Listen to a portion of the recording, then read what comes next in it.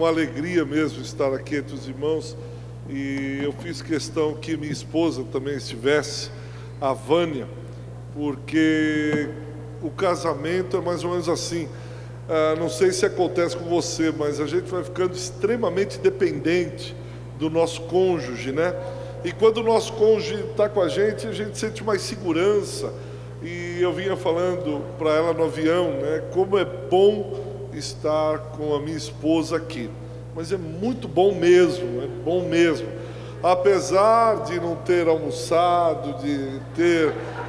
Mas eu percebi que aconteceu isso em Goiânia. Eu fiquei na casa do irmão, não vou citar, mas pastor Paulo, ele falou de churrasco, ele conhecia churrasco de tudo quanto era jeito.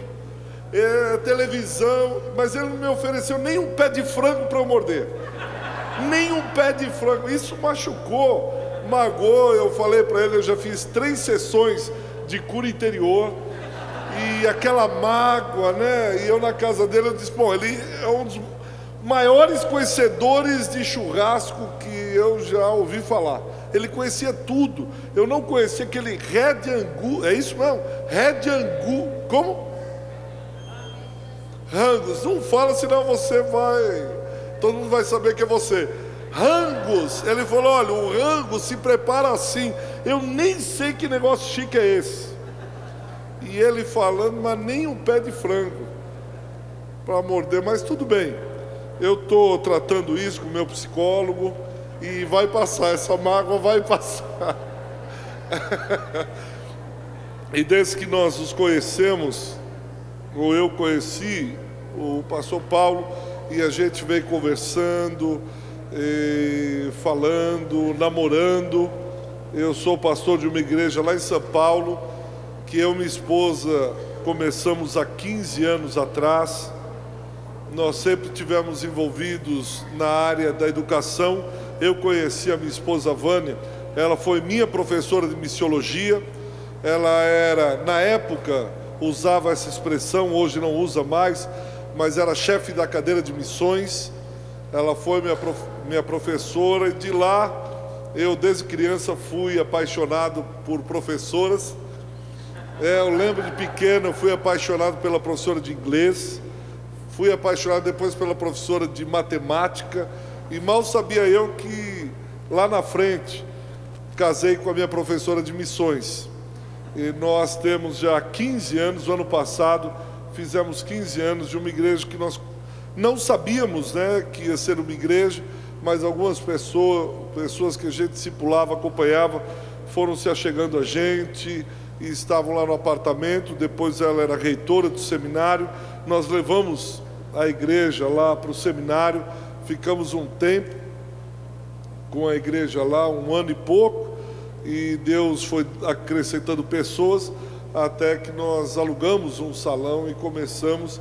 E a igreja Manaim lá em São Paulo completou o ano passado 15 anos, e nós estamos aí sempre numa trajetória, numa caminhada. Uma coisa que eu aprendi ao longo dos anos, que andar sozinho faz mal.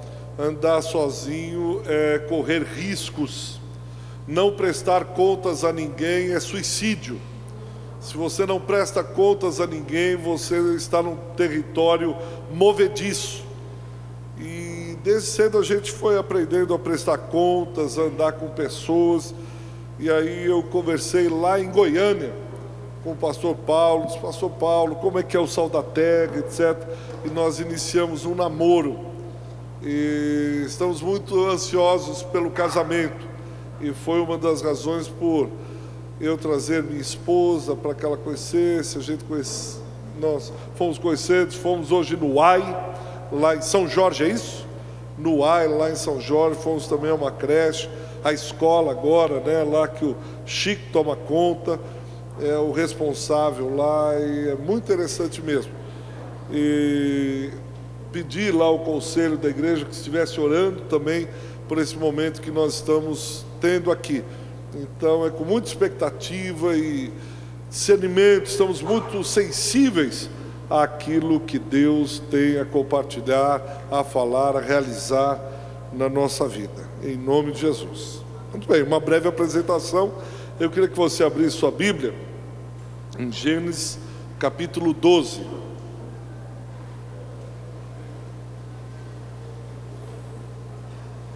Eu meditei muito, tenho meditado, fiz uma jornada em termos da vida de Abraão, orando, meditando, lendo a vida de Abraão, e até hoje a vida de Abraão fala comigo, e eu espero que de alguma maneira possa falar com você também. Gênesis capítulo 12, eu creio que todos conhecem bem a história de Abraão, então vai ficar muito mais fácil a gente compartilhar. Versículo 1, ora disse o Senhor a Abraão: sai da tua terra, da tua parentela e da casa de teu pai, e vai para a terra que te mostrarei. De ti farei uma grande nação, te abençoarei e te engrandecerei o nome. Sê tu uma bênção. Versículo 3, abençoarei os que te abençoarem e amaldiçoarei os que te amaldiçoarem. Em ti serão benditas todas as famílias da terra. Vamos orar. Pai, nós estamos diante da tua palavra, santa e bendita palavra, hálito de Deus, inspirada pelo Senhor, o fôlego do teu Espírito, sopro da tua pessoa, ajudou aos escritores a escreverem essa bendita palavra. Certamente, se o Senhor falar, se o bom pastor falar essa noite, as tuas ovelhas reconhecerão a tua voz, ouvirão. Elas não ouvem o estranho, muito menos o salteador. Essas ovelhas só ouvem a voz do bom pastor. Por isso eu peço nessa noite que haja uma visitação, uma intervenção do pastor em nosso meio. Peço ao Senhor que o Senhor mexa com o rebanho. O Senhor sabe aquelas ovelhas que estão feridas, as que estão precisando de tosa, as que estão precisando de colo. Anda no meio do teu povo, mexe com as tuas ovelhas. O Senhor, o bom pastor, esteve aqui, e isso é tudo, e isso é o bastante, isso basta, Senhor. A presença do bom pastor no meio das ovelhas, isso dá segurança, traz consolo, ajuda o rebanho na caminhada. Por isso, em nome de Jesus de Nazaré, anda no meio do teu povo nessa noite de uma maneira especial. É o que te pedimos em o nome de Jesus. Amém.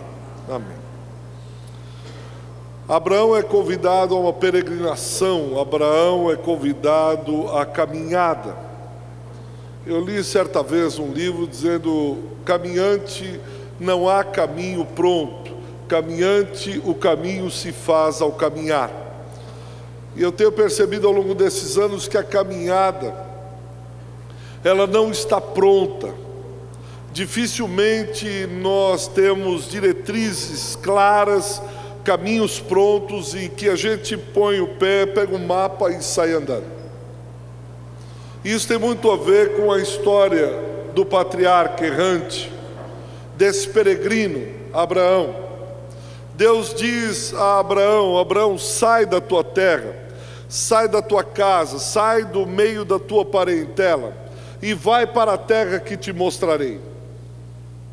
E a gente aprende com isso que esse caminho, ele é um caminho que é construído. Eu fico imaginando Abraão. Abraão deve ter possivelmente pensado: eu saio da onde e vou para onde? Eu estou sabendo da onde eu estou saindo, mas para onde eu vou? E parece que Deus, de alguma maneira, Ele leva os seus peregrinos, o seu povo peregrino, a caminhar sem um mapa, sem GPS. Ele só diz assim: sai, e eu vou mostrar. Mas mostrar o quê? Pelo menos um mapa. E eu percebi nesse tempo que o nosso Senhor, Ele é muito ruim de mapas. Ele não nos dá mapas. Aqueles que já têm uma caminhada com Cristo vão perceber que o plano traçado não deu certo, que você pôs o pé e começou a andar, mas hoje você olha e diz: se me contasse eu não acreditaria. Se falasse para mim: olha, você vai chegar a esse lugar, eu jamais imaginaria isso. Eu lembro quando eu me converti, eu estava estudando para ser médico, estudava muito, queria ser médico. E aí eu me converti, o desejo pela medicina começou a murchar. Eu disse: mas Senhor, eu olhei a primeira vez que entrei numa igreja, o púlpito me encantou. Eu disse: é isso. Eu chorava quase que direto, por semanas eu chorava. Quando começavam os louvores, eu chorava. O pessoal me disse: o que está acontecendo? Eu disse: não sei, mas alguma coisa aqui está acontecendo. Eu não sabia explicar direito, mas quando eu entrei na igreja, uma igreja de periferia, pequena, o pastor mal sabia a Bíblia Sagrada, mas alguma coisa mexeu comigo, alguma coisa me tocou, alguma coisa falava comigo nos cultos. Era começar o louvor, eu começava a chorar. Eu lembro que eu fui no culto de jovens, deveria ter uns 10, 12 jovens. Começou o louvor, eu não aguentei, eu fui para trás de um salãozinho menor que esse púlpito, e agachei e chorava de soluçar. Veio a líder de jovens, veio mais um irmão, disse: o que está acontecendo? Eu disse: não sei, mas é uma coisa tão gostosa, diferente. E eu mal podia imaginar para onde Deus ia me levar. Eu mal podia pensar o que Deus iria fazer. E a caminhada com Cristo, quando Ele nos chama, é uma caminhada sem mapas. É uma caminhada de fé. É uma caminhada que eu vou andando, o Espírito sopra, eu vou para cá, o Espírito sopra, eu vou para lá. É um desafio a caminhada com Cristo. Abraão não sabe para onde vai, mas sabe com quem vai. E eu penso que Ele nos desafia a isso: Senhor, eu tenho certeza que o Senhor vai comigo, seja para onde for. Parece chavão, parece simples, mas vivenciar isso é uma coisa dificílima, porque Ele está pedindo para Abraão para sair da zona de conforto dele. Porque nesse modelo tribal, estar inserido no clã é segurança. Estar inserido no clã é ter alimento. Estar inserido no clã é paz. Porque quando ele sai do clã, ele não tem com quem negociar. Ele é forasteiro, ele não tem segurança, ele vai de encontro aos outros clãs.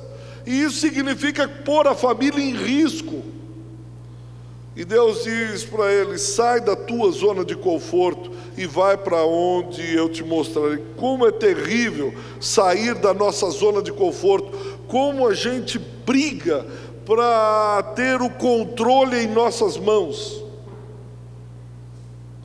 O homem naturalmente, ele procura essa estabilidade. O homem naturalmente, se você chega na igreja, vamos supor, mudou a igreja, aí você vai para uma outra igreja, nas primeiras semanas você sente o desconforto, mas depois você já senta num lugar e aquele fica sendo o seu lugar. Você já chega, procura aquele lugar, sente, você já ambienta a igreja, sabe de tudo, e você não sai. E nós precisamos constantemente sair da nossa zona de conforto. Constantemente Deus vai nos tirando da nossa zona de conforto, mas nós resistimos. Tirar da zona de conforto é tirar o controle de nossas mãos. Como nós gostamos de ter o controle.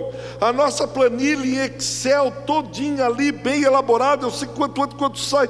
Eu não estou falando contra a organização, não estou falando nada contra você ter planilha. desde que essa planilha esteja submetida aos desconfortos que Deus nos traz, desde que nós estejamos dispostos a sairmos, estarmos sempre prontos, de malas prontas, para onde Deus nos levar, porque nós precisamos sair, nós precisamos sentar no carona e deixar Deus dirigir o carro. E é interessante, porque alguns teólogos dizem que o versículo de 1, 2 e 3 deveriam ouvir antes de Gênesis capítulo 1, versículos de 27 a 32. Acompanhe na sua Bíblia. Deixa eu ler e explicar por que eu vou falar isso. Versículo 27. São essas as gerações de Terá. Terá, pai de Abraão. Terá gerou Abraão, Naor e Harã. Harã gerou a Ló. Versículo 28. Morreu Harã na terra do seu nascimento, em Ur dos Caldeus, estando Terá, seu pai, ainda vivo. Versículo de número 29, capítulo 11. Abraão e Naor tomaram para si mulheres. A de Abraão chamava-se Sarai, a de Naor Milca, filha de Harã, que por pai de Milca e de Isca. Versículo 31. Tomou Terá Abraão seu filho, e a Ló filho de Arão, filho de seu filho, e a Sarai sua nora, mulher de seu filho Abraão, e saiu com eles de Ur dos Caldeus para ir à terra de Canaã. Foram até Harã, onde ficaram, e havendo Terá vivido 205 anos ao todo, morreu em Harã. Alguns teólogos, como Diet Pentecost, diz que esses versículos que acabamos de ler, de versículo 27 a 32, eram para estar depois de Gênesis 12, versículo 1, 2 e 3, porque eles recebem a ordem de sair.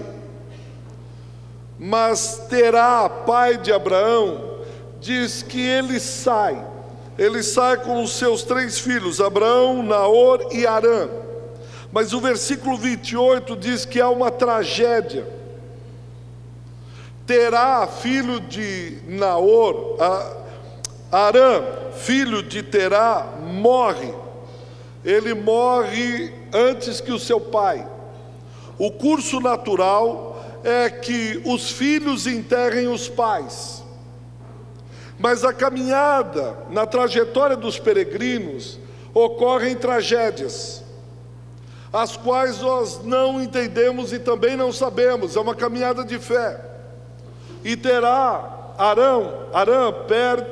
perde o seu filho Harã, e diz que ele sai da terra, mas ele para em Harã. No versículo 31 diz que ele fica lá 205 anos e morre em Harã. Harã fica entre a terra prometida e Ur dos Caldeus. Diz que ele sai e para no meio. Quando ocorre a tragédia, Harã morre, ele para no meio. O que isso significa? Muitas vezes nós saímos da nossa zona de conforto, nós obedecemos, nós damos o primeiro passo, mas paramos na metade. Harã é lugar de perigo aos peregrinos. O lugar da tragédia pode se tornar um lugar extremamente perigoso àqueles que saem rumo à terra prometida. Deixa eu explicar melhor. Harã é perigoso porque você dá o primeiro passo em direção ao propósito de Deus na sua vida. Você dá os primeiros passos, inicia a jornada, mas para na metade. Terá saiu, Harã morreu, ele parou ali e ficou 205 anos no mesmo lugar. E ele é perigoso porque gera um conforto. O pastor vai e diz: meu filho, eu quero que você assuma um trabalho, eu quero que você seja diácono, ou eu quero que você ajude nisso ou naquilo outro. Você diz: tá bom, pastor, eu vou. Você vai, começa, mas para na metade. Não chega, pastor, eu saí, não saí? Saiu. Pastor, eu comecei a congregação, pastor, eu comecei aquela obra social, não comecei? Pastor, mas não chegou ao propósito que Deus tinha na sua vida.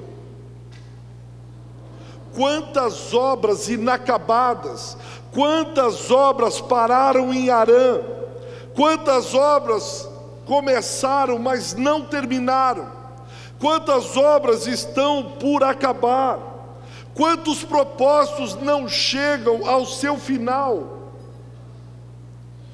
Não chegou ao final porque o pastor me abandonou no meio, não chegou ao final porque eu tive problemas em casa, não chegou ao final porque meu filho não sei o que lá. Terá não conseguiu superar a tragédia com Harã. Quantos peregrinos começam a trajetória, mas morrem em Harã, não conseguem chegar até Canaã. Por isso, Harã é um lugar de perigo, porque nós vamos nos lamentando, nós vamos arrumando desculpas, nós vamos falando um monte de coisas para não chegar aonde Deus quer que nós cheguemos. A terra era Canaã, não Harã. Abraão parece superar isso e continuar. E é interessante que ele não vai sozinho. No versículo 4, Ló vai com ele. Lembra que eu falei que Deus nos desestabiliza, nos tira da nossa zona de conforto? E ele diz: Abraão, o que eu tenho para tratar com você é com você e com a tua esposa Sara. Abraão, sai da tua terra, sai da tua casa, sai do meio da tua parentela, senão você vai morrer com eles. Senão você vai ficar em Harã. O que eu tenho para tratar é com você e com a sua esposa.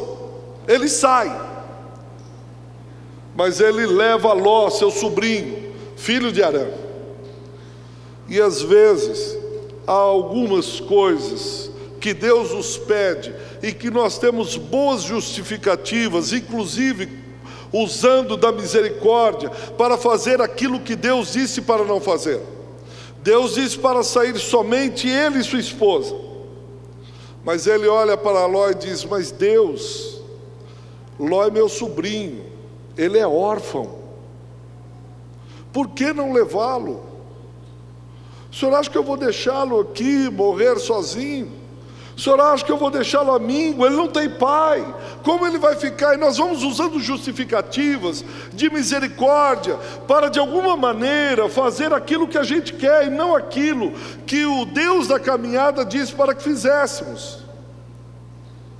Como eu posso sustentar isso? Você vai ver que Ló vai trazer grandes problemas para o seu tio.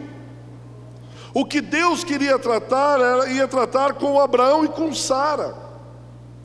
Lá na frente vai dar problema com os pastores. Lá na frente Abraão vai ter que resgatá-lo lá de Sodoma e Gomorra. Lá na frente Deus vai ter que tratar com eles. E nós ficamos, em nome da misericórdia, ou em nome da compaixão, ou em nome do que for, vamos de alguma maneira trazendo e fazendo para que a nossa vontade seja feita, realizada. E Deus diz: não, sai da tua terra e da tua parentela. E ele leva Abraão.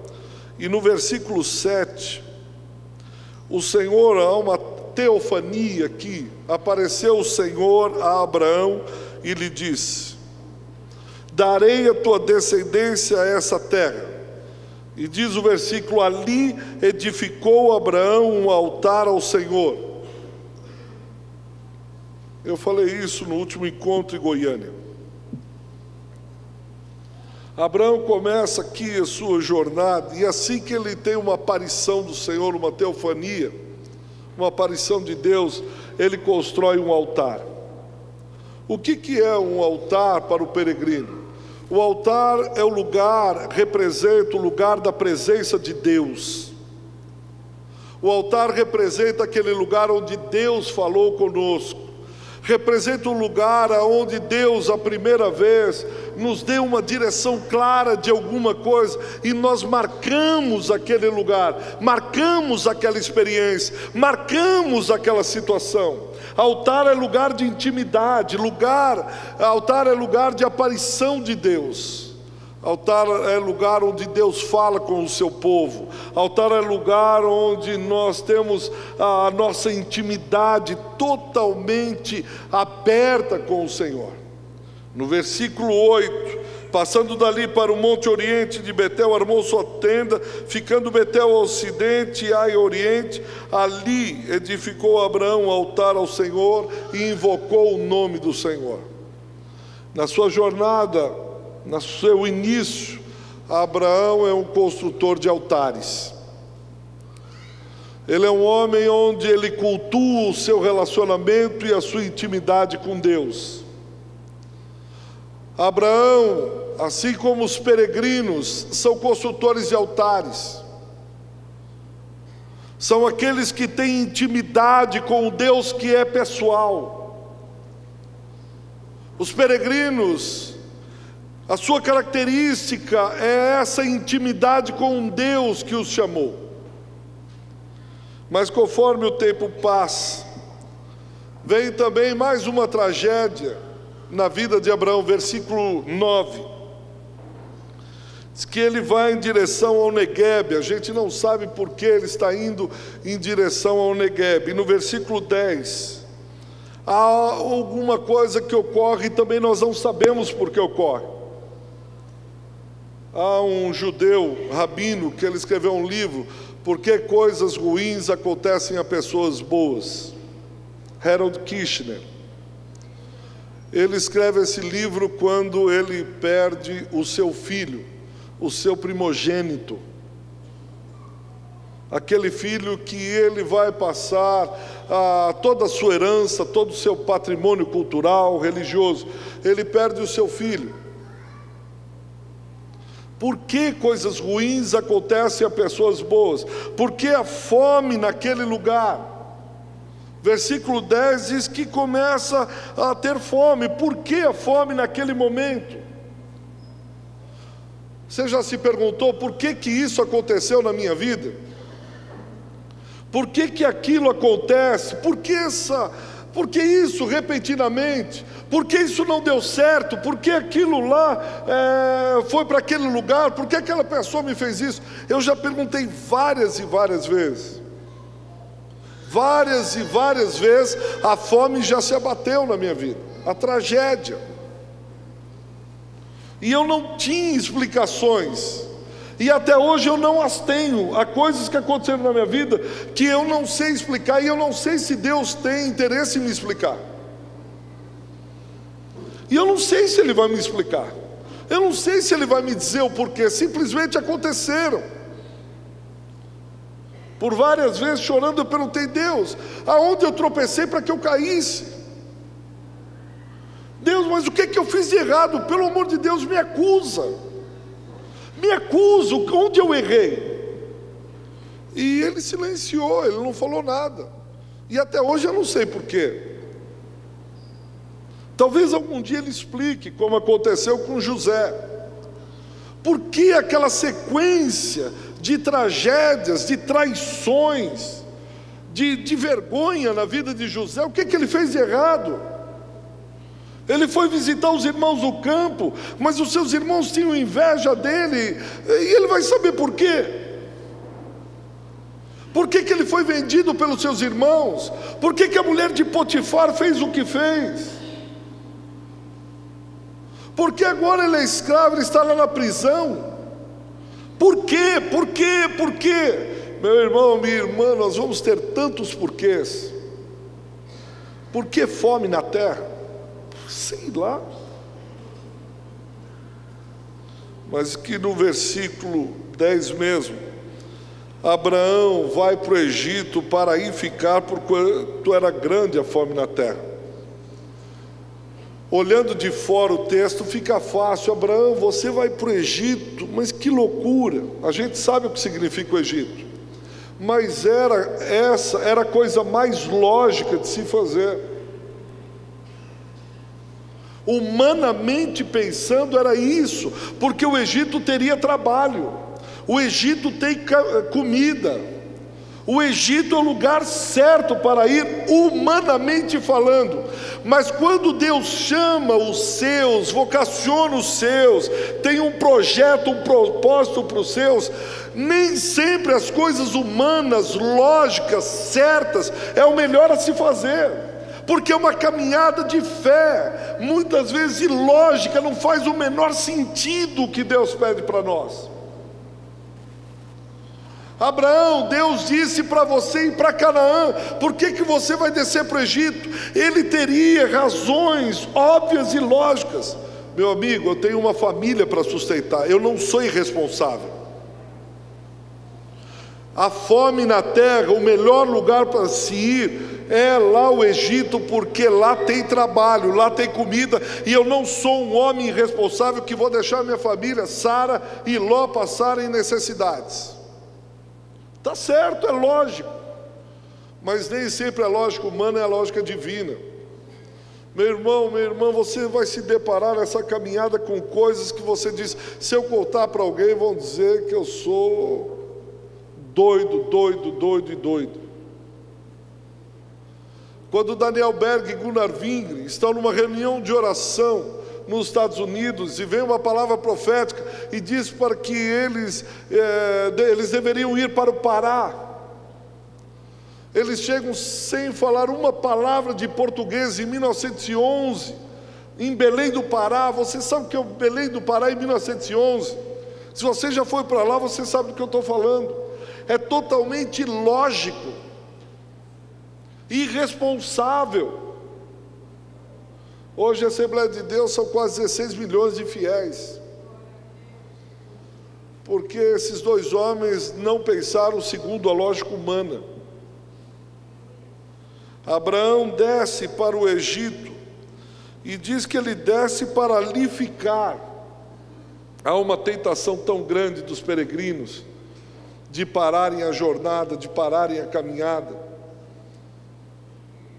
Eu tenho uma tendência enorme para pousar, para ficar, estabelecer. É tão bom, mas Deus colocou uma esposa sábia, que ela é provocativa, ela cutuca, ela diz, parar jamais, vamos caminhar. Eu disse, mas eu estou cansado, eu estou isso. Ela diz, mas rapaz, nem pensar. Eu tenho a tendência de ficar. E aí, quando se aproxima do Egito, ele tem mais uma ideia brilhante. Ele diz, Sarai, vem cá. O que foi, Abraão? Fala que você é minha irmã, porque não é que você não é minha irmã. Se for ver a história, nós temos um parentesco que é quase irmão. É melhor você dizer que nós somos irmãos, porque quando eles olharem a tua beleza, eles vão me matar. E aí você vai ficar sozinho, é pior. É interessante, né? Você vai perceber que desde o versículo 9, quando Abraão começa a olhar para o Egito, ele deixa de construir altares. Ele não constrói mais altares. Ele começa a caminhar pela lógica humana, pela lógica própria, pelo seu próprio braço. E ele começa, quando ele se afasta do altar, o olhar dele se volta para o Egito. Quando nós tiramos o nosso olhar do altar, o nosso olhar não vai ficar vago, ele vai pousar em algum lugar. O nosso olhar vai estar debruçado em alguma coisa. Quando líderes tiram o olhar do altar, eles começam a olhar outras coisas. É uma mulher, é o mercado, é o dinheiro, alguma coisa ele vai olhar. Abraão tira o olhar do altar, o olhar dele vai para o Egito. E ali ele começa a barganha. Ali ele começa a negociata. E o que mais me apavora nisso tudo, sabe o que Abraão negocia? Ele negocia aquilo que de mais valor ele tem. Ele não está simplesmente barganhando Sara, é muito mais profundo do que isso. Ele está negociando alguém que conhece a sua intimidade, alguém que o acompanhou em toda a trajetória, alguém que tem promessa junto com ele, alguém que anda ombro a ombro com ele, alguém que ele deveria cuidar. Quando nós tiramos o olhar do altar, nós começamos a negociar os princípios inegociáveis, os valores mais íntimos que nós temos, aquilo que de mais precioso Deus nos deu. Não havia nada mais precioso na vida de Abraão, depois do Senhor, que Sarai, sua esposa, sua companheira. Quantos líderes negociam colegas, quantos líderes negociam gente que anda ombro a ombro, porque tiraram o olhar do altar e começaram a pôr o olhar na concorrência, o olhar no Egito, o olhar na negociata, o olhar nisso ou naquilo outro, começam a negociar valores, princípios caríssimos do Evangelho, princípios inegociáveis, imexíveis, porque tiraram o olhar do altar. Abraão negocia aquilo que de mais valor, mais bonito ele tem, que era Sarai. Não é à toa que a gente vê líderes negociando casamento, negociando ministério, negociando vocação, negociando chamado, negociando escrituras, e dizendo: eu não estou negociando, porque no fundo ela é minha irmã. Há um parentesco e ficam tentando encontrar alguma coisa para fazer, alguma justificativa para fazerem o que fazem. Mas na caminhada, quando tiramos os olhos do altar, certamente o brilho do Egito nos chama a atenção, e negociamos aquele que está ao nosso lado, aquele que é companheiro de jornada, aquele que é amigo, aquele que conhece a nossa intimidade, aquele que conhece a nossa vida. E havia uma ordenança no versículo 2, dizendo que era um imperativo: Abraão, você vai ser uma bênção, seja uma bênção.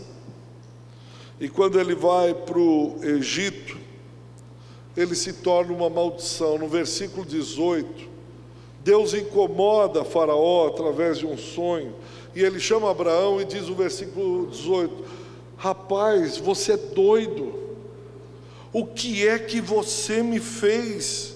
Por que você não falou a verdade comigo? Por que você não falou que ela era tua esposa? Por que você falou que ela era tua irmã?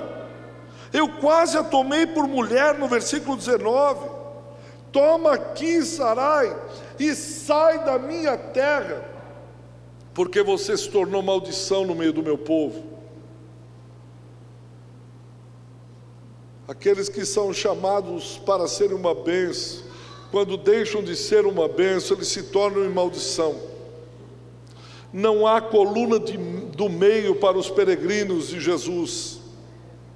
Não há coluna. Ou você é uma bênção na igreja, ou você é uma bênção para a sociedade, ou você é uma bênção para a sua família, ou você se torna uma maldição. Até a sua ausência se torna uma maldição, porque há uma ordem para aqueles que são de Jesus. Ele diz: vocês têm que ser uma bênção. Aonde vocês estiverem, a fragrância de Cristo tem que ser exalada. Abraão, você foi chamado com uma identidade. Abraão, você foi chamado com algo de um potencial, é uma bênção. Onde você chegar, você vai abençoar. E olha o que você fez no Egito, porque você está fora de lugar, você perdeu o norte, o rumo. Mas a misericórdia do Senhor é tão grande, o amor dele, e quando a gente fala que ele não desiste de nós, quem já caminha há muito tempo sabe do que eu estou falando, porque ele é expulso do Egito. E lá no versículo 2 do capítulo 13, veja lá, diz que Abraão era muito rico, possuía gado, prata e ouro. Mesmo ele estando desviado, mesmo ele sendo uma maldição no Egito, ele se tornou milionário. Significa dizer que nem sempre a riqueza é sinal da bênção de Deus. Ele se torna rico, mas está desviado. Mas a misericórdia do Senhor vem no versículo 3, diz assim: fez as suas jornadas do Neguebe, e ele vai até Betel. Aonde? O versículo 3 diz assim: até o lugar onde primeiro estava a sua tenda. E o versículo 4 ele diz: até o lugar do altar. Diz que ele volta ao altar que outrora, no passado, tinha feito. E ali Abraão invocou o nome do Senhor. Eu acho tão bonito isso, principalmente por dois aspectos. O primeiro é que com Deus não existem atalhos. Abraão está indo para Canaã para o propósito que Deus o chamou, aí ele se desvia. E aí esse texto, esse versículo 4 do capítulo 3 diz assim: Abraão, volta da onde você caiu, para onde você caiu. Abraão, volta para aquele lugar onde você se desviou. Abraão, volta para o altar. Abraão, volta para a intimidade. Abraão, volta para lá. O recomeço é sempre no altar. Quando o filho pródigo sai de casa, ele está no meio de bolotas de porco, ele se arrepende, ele diz: pequei contra os céus, em primeiro lugar. Antes de pecar com qualquer um, eu pequei contra o Pai, eu pequei contra Deus. Abraão volta para o altar e começa de novo. A misericórdia do Senhor é infinita. E a segunda coisa, nessa volta para o altar, ele invoca o nome do Senhor. Ele diz: Senhor, não há outro lugar, não há outro Deus a invocar, é por aí mesmo, é por aí. Convido você a abrir Apocalipse capítulo 2, versículo 4. Eu não sei qual a sua leitura sobre o capítulo 2 de Apocalipse, quando o Senhor fala com as suas igrejas, mas eu encontro uma leitura extremamente amorosa, quando ele está falando à igreja de Éfeso. Começa no versículo 1 de Apocalipse 2, dizendo: ao anjo da igreja em Éfeso escreve: essas coisas diz aquele que conserva na mão direita as 7 estrelas, e que anda no meio dos 7 candeeiros de ouro. Olha o versículo 2: conheço as tuas obras, assim o teu trabalho, o teu labor, a tua perseverança. É o Deus amoroso dizendo assim: filho, eu sei que você está trabalhando muito, e você é perseverante, você é um cara que não deixa a batuta cair, você trabalha mesmo, eu sei disso, as tuas obras mostram isso, e você não suporta homens maus. Vem alguém mal perto de você, vem um cara fazer assim, você não suporta, você diz: oh, é muito mal, rapaz, você não pode ser assim. Eu sei disso, filho. Eu sei que você pusesse à prova os que a si mesmos se declaram apóstolos. Esse pessoal vem dar uma de bacana, você diz: oh, rapaz, precisa de mim não, isso aí não é conversa de Deus, dá licença. Não, mas eu sou apóstolo, eu sei, mas aqui não é assim não. Aqui ser apóstolo você tem que servir mais do que todo mundo, e eu vi como você coloca a prova, você não deixa o negócio crescer não. E eles não são, e você os encontrou mentiroso quando você os confrontou com a verdade. Porque você é um homem da verdade, uma mulher da verdade, e eles vieram com besteira, você os confrontou e ficou claro a mentira que havia neles. 3, novamente, você tem perseverança e suportaste provas. Não é que o teu ombro aqui é calejado, tuas costas são calejadas. Você já apanhou muito por minha causa, você já tomou muita pedrada, eu sei disso, e você continuou perseverante. Você suportou prova por causa do meu nome, não é que você é bacana. E você não te deixa esmurecer.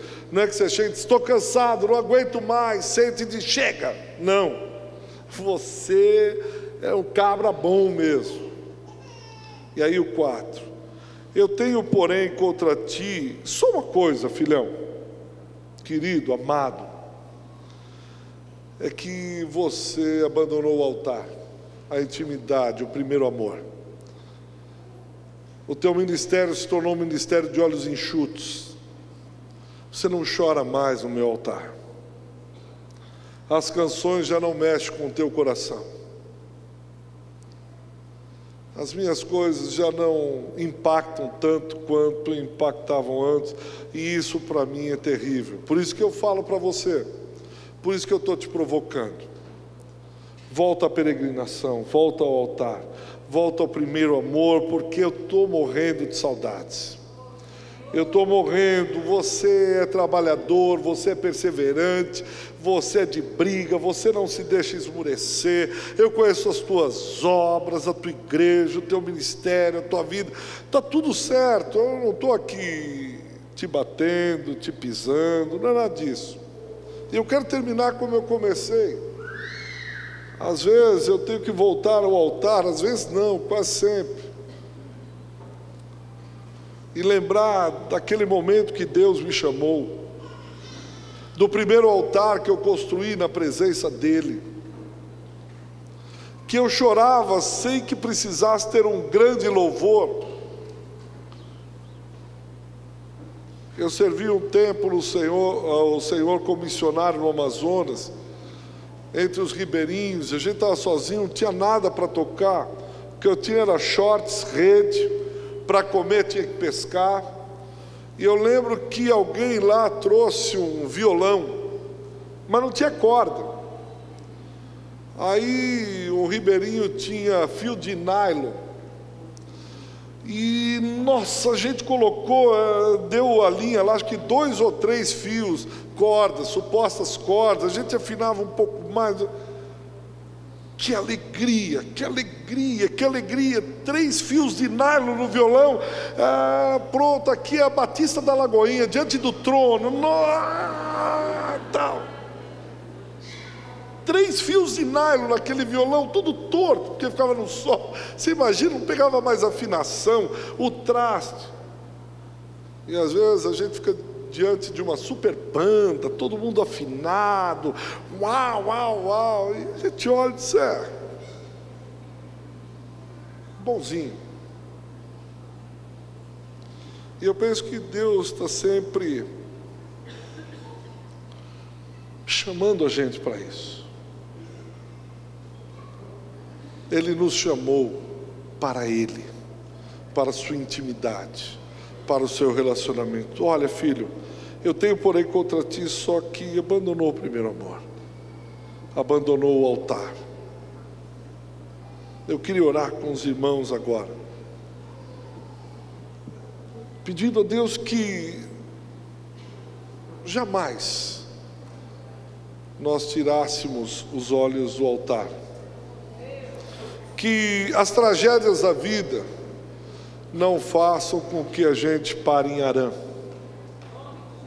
que as coisas repentinas que aparecem como uma fome, uma circunstância difícil, não tire o nosso olhar do altar.